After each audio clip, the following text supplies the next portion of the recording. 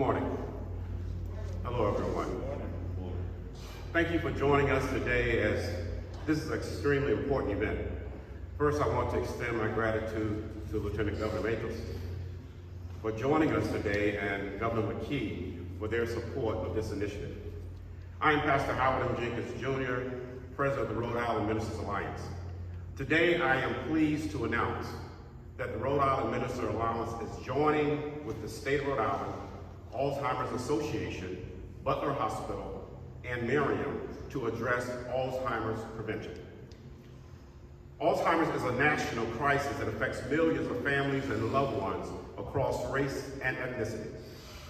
We are all aware of someone that has been impacted by Alzheimer's. Within our BIPOC population, Black, Indigenous, people of color, the African American population is 2 times at a higher risk. Data from research is limited in diagnosing the effects within the African American population because of the low participation rate in studies. U.S. Corner is a landmark lifestyle intervention trial which selected Rhode Island as one of 5 states across the nation to participate in the Alzheimer's prevention study. I am most excited about the study due to the positive aspect of gaining relevant data without medication or injections. Instead, the study focuses on encouraging regular exercise, healthy eating habits, mental and social activities, and health monitoring for 2 years. As a result, participants receive nutritional and regimented exercise guidance. I am intentional in appealing to African Americans, our BIPOC population, to participate in the Alzheimer's prevention program. Participating in this program is a great opportunity and a health plan with a path to obtain data that will benefit future generations of people of color within our BIPOC population as we explore whether these healthy lifestyles intervention impacts risk of cognitive decline. The Rhode Island Ministers Alliance is engaged in this collaboration due to working very closely with Reverend Dr. K. Lamont Williams, U.S. Pointer Grassroots Community and Faith Engagement Specialist, the architect of this faith-based model. This model will be the platform used by trusted voices of the faith community, of faith leaders to encourage and educate our BIPOC population to participate in this U.S. Pointer program. Those interested that are listening in this U.S. Pointer Alzheimer's prevention program may contact, listen to this, 401 Pointer, P-O-I-N-T-E-R, 401 Pointer, P-O-I-N-T-E-R. I want to thank you, and now at this time, I'm honored to introduce our Lieutenant Governor, Sabrina Mathis.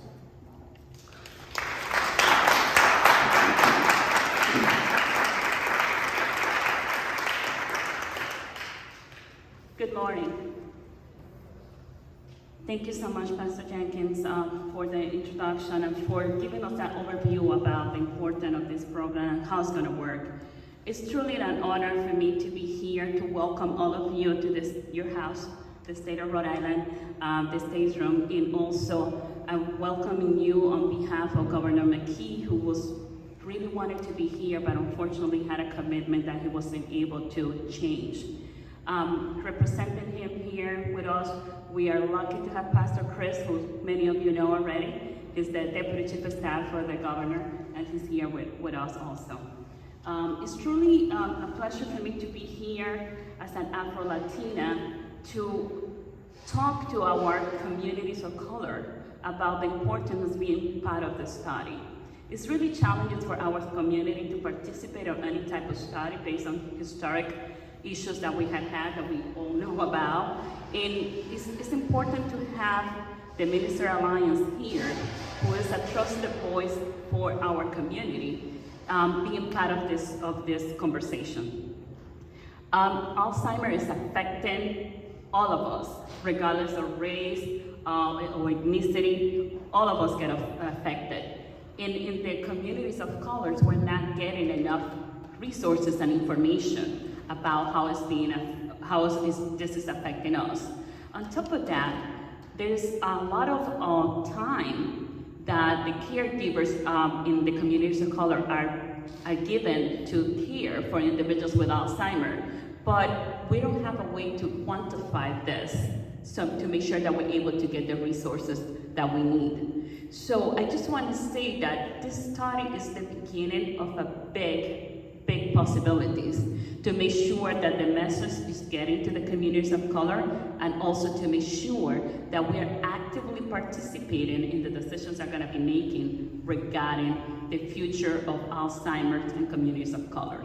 I want to encourage all of you to participate. I have seen family members dealing with Alzheimer. I have seen the toll that it takes on the families and on the caregivers. I saw the challenges of having a relative in one of the nursing homes that didn't have access to see their family members during the pandemic, and all the consequences that came with that. So I think this is a great opportunity for us to be active participants and to make sure that we ensure that whatever comes out of the study has our voice and our perspective in there. So I want to encourage all of you to please be an active participant in this study. With that, I want to thank all of you for joining us, and I'm going to turn the mic over to Dr. Carl B. Hill.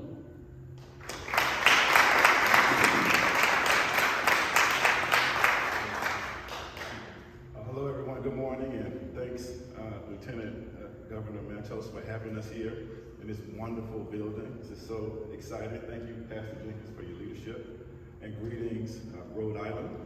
I'm so pleased to be joining everyone today to raise awareness of the opportunity that Rhode Islanders have to participate in this very important Alzheimer's Association U.S. pointer study, collaborated locally between Butler Hospital and Miriam Hospital. See, at the Alzheimer's Association, we see firsthand every day the devastating impact that this disease has on individuals, on families, and communities. Alzheimer's is a progressive and fatal disease. There is no cure. More than 6 million Americans are living with Alzheimer's dementia, and more than 11 million Americans are providing unpaid care. As you heard Lieutenant Governor Matos say, here in Rhode Island, it is estimated that more than 24,000 people aged 65 and older are living with Alzheimer's. But it's more than the human toll. In 2020, Medicaid costs for caring for people with Alzheimer's in Rhode Island was $470 million. These numbers, as well as the strain on the Rhode Island caregivers, is expected to grow in the coming years. But there is hope. Tremendous progress is being made across the scientific community. Federal and local and philanthropic research funding is at an all-time high, and state and local governments, including the McKee-Matos administration, are doing their part to address the challenges and impact Alzheimer's has on individuals, families, and communities. At the Alzheimer's Association, we have expanded and also increased our investment. The increased funding and new discoveries provides the foundation for us being so optimistic about the future. Yet, as we embark on this next phase, and we're enthusiastic, we must make sure that no one, no community is left behind.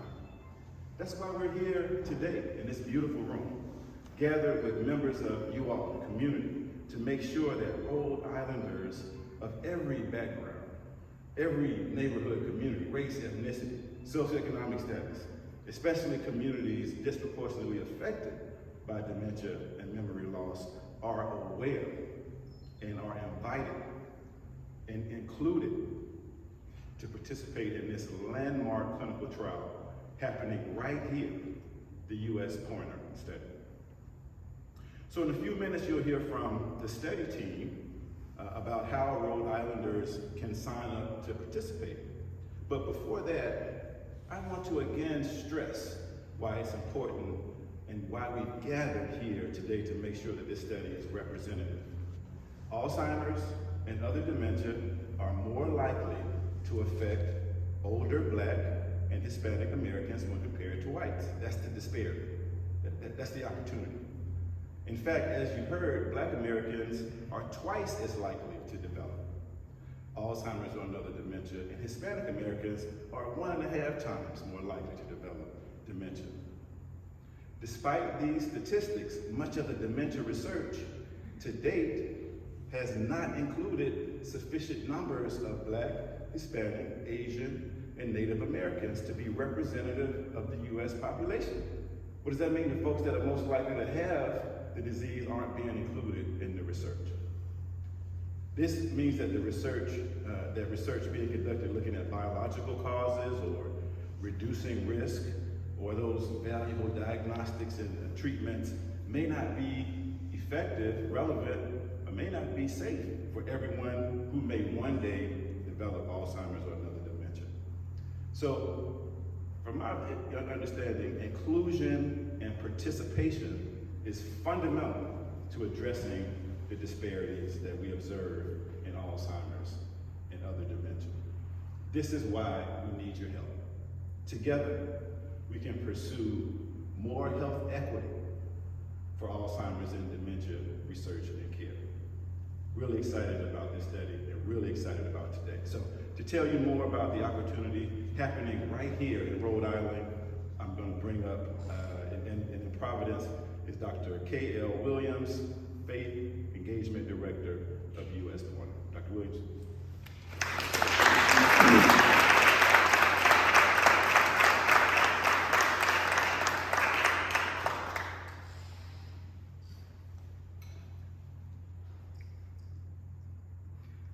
Thank you, Pastor Jenkins, Lieutenant Governor Matus, to that warm introduction, Dr. Hill. Let me say thank you, and certainly to my colleagues in ministry that are gathered here today. Good morning, Rhode Island. As the Faith Engagement Director for the U.S. Pointer Study and as a pastor in the African American community, with over 4 decades of faith engagement experience, I've personally seen how our community suffers from dementia.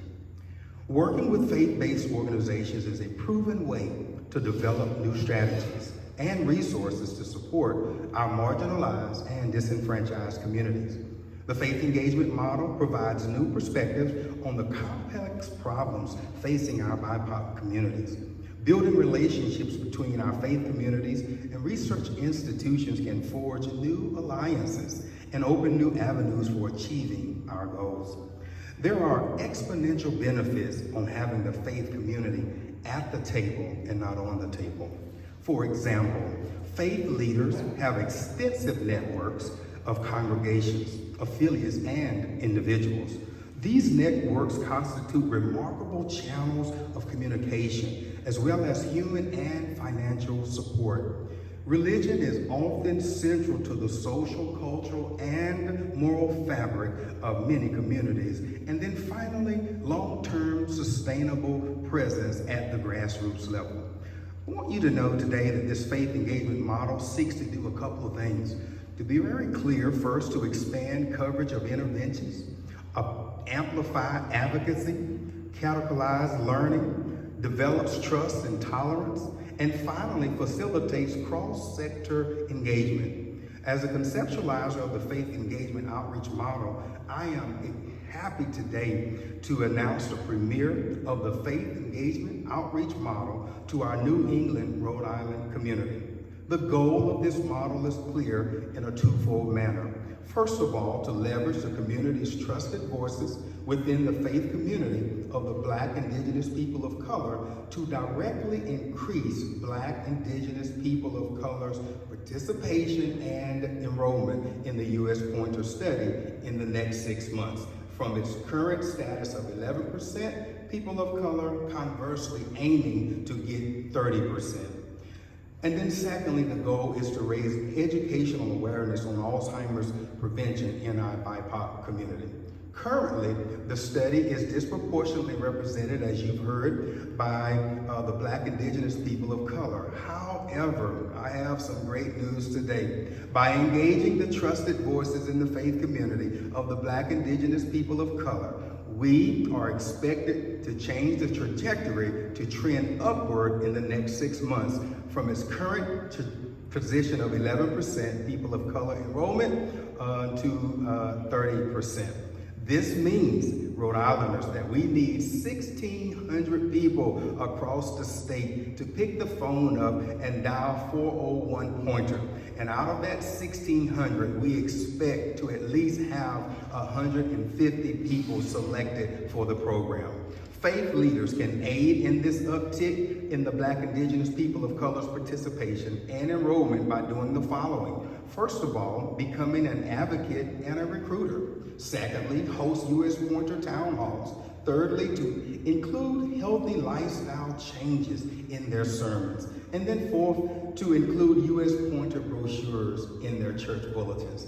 This is a clarion call to all faith leaders, rural and urban, rabbis, moms, priests, bishops, apostles, monks, and local pastors. We are asking you all to consider taking the challenge. In closing today, the statements and endorsements of faith leaders often have more impact in the BIPOC communities than awareness-raising workshops by research institutions. This is simply to say that their presence in local communities, coupled with their capacity to deliver critical services, allow them to claim as unique, trusted voices and stakeholders among vulnerable groups. If you want to make sustainable change, you must start first at the center. The center of the Black Indigenous people of color has long been the church. Therefore, the faith engagement model is the action item for this collaboration, and the Rhode Island Ministers Alliance is the vehicle to which this partnership will begin. Finally, it was President Obama who says, we cannot just imagine a better future. We have to fight for it. It is now my honor to introduce Dr. Stephen Salloway of Butler Hospital to tell you more about U.S. Pointer. Thank you.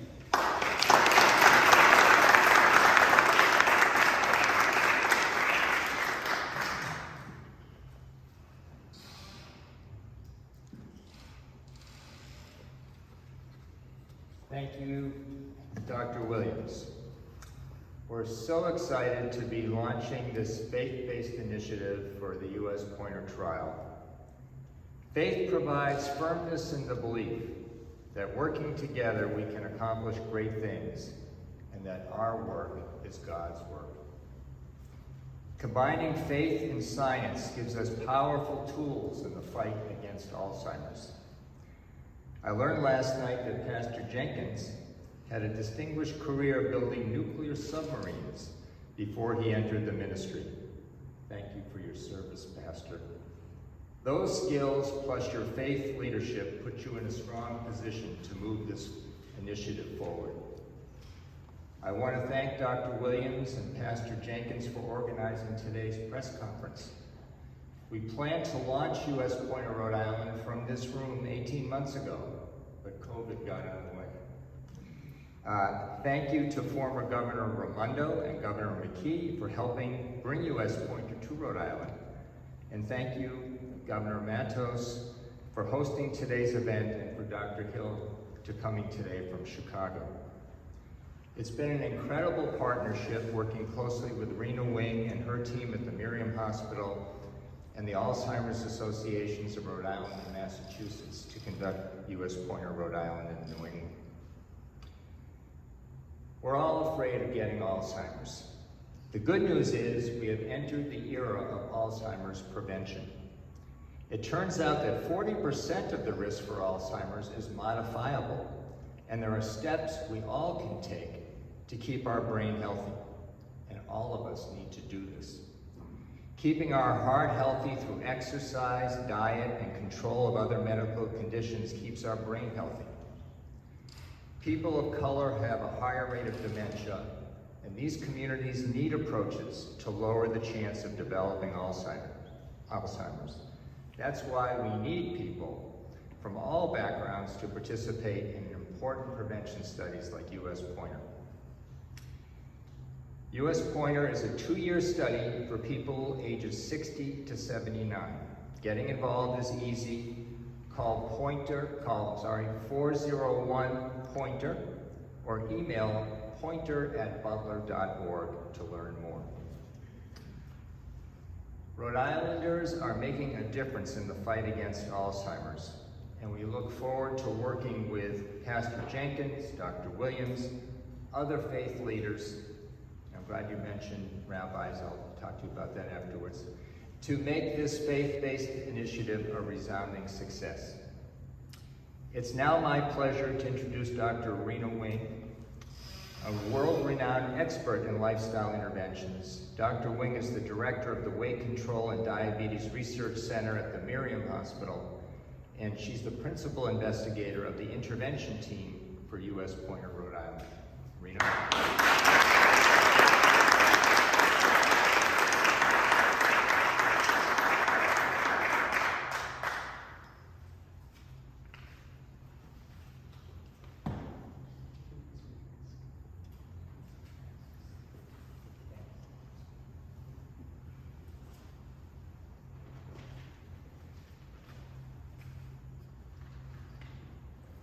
Steve mentioned, for many years I've been directing the Weight Control and Diabetes Research Center at the Miriam Hospital.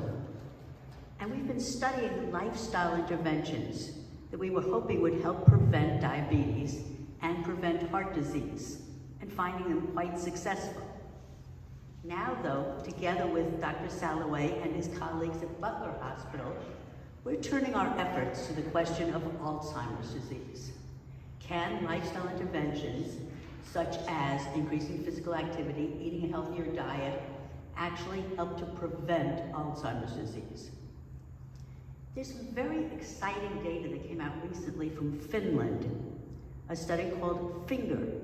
So they have finger and then pointer. But in FINGER, they were able to show that a lifestyle intervention, similar to what we'll be testing, worked to prevent the decline in cognition that occurs with aging.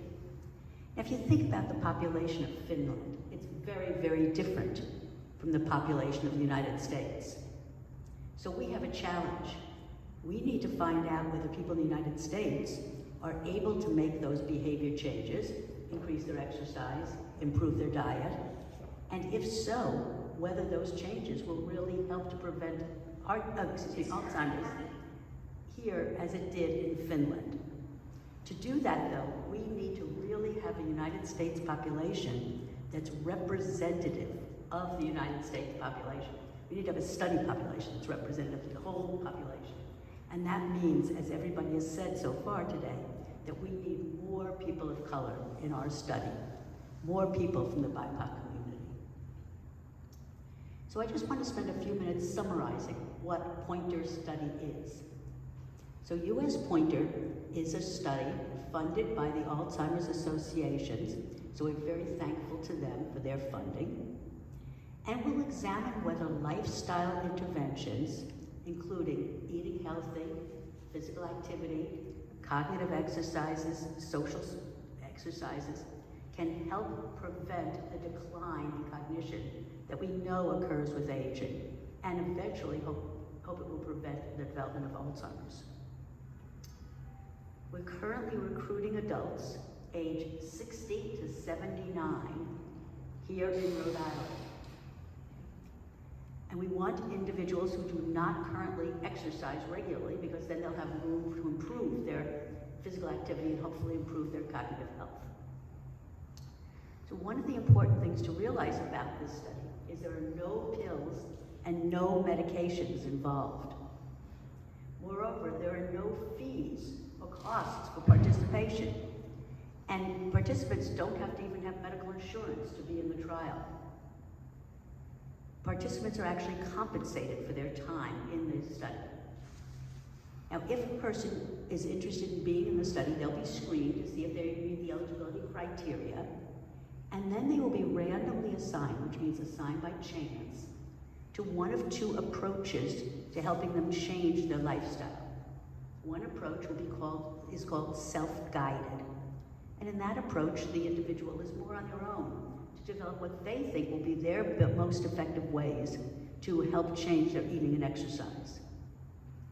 The other approach is called structured lifestyle change.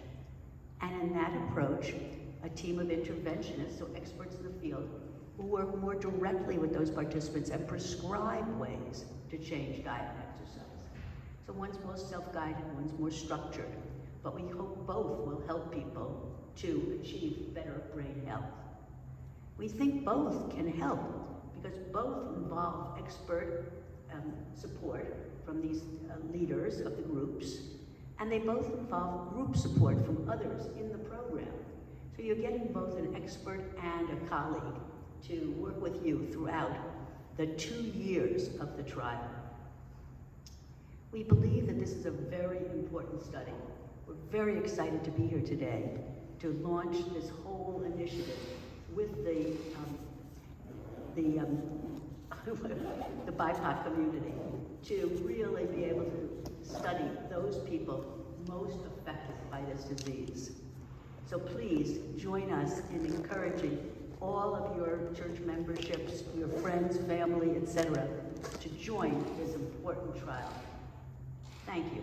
Now I'm going to turn it back to Dr. Jenkins, Pastor Jenkins, who will address the final comments and also address questions.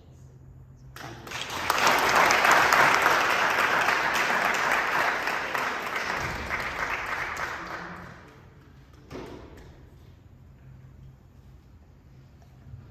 Once again, I want to thank all that are gathered here to join today. My thanks to Lieutenant Governor Matos, Reverend Dr. Lamont Williams, Dr. Hill, and the Alzheimer Association, and Dr. Salloway, and Dr. Williams. We can make progress. We can reduce the risk of Alzheimer's. We can reduce the risk of other dementia. But we cannot do it without participation of our BIPOC population. We cannot do it without participation of our diverse collective population. I am calling on our BIPOC population to engage and to get involved in this particular program. Simply dial area code 401-POINTER, P-O-I-N-T-E-R. For those that like the Pointer Sisters, think of it that way. 401, P-O-I-N-T-E-R. Again, we want to make sure that we thank all that have joined us. The Rhode Island Ministers Alliance, I'd like to thank the ministers that have joined in this effort as we continue to gain traction and, most importantly, collaboration with intentionality to make a difference. Again, we thank all that are here. And at this time, if there are questions that would like to be asked, we do have the subject matter experts collectively that can respond. Again, thank you very much.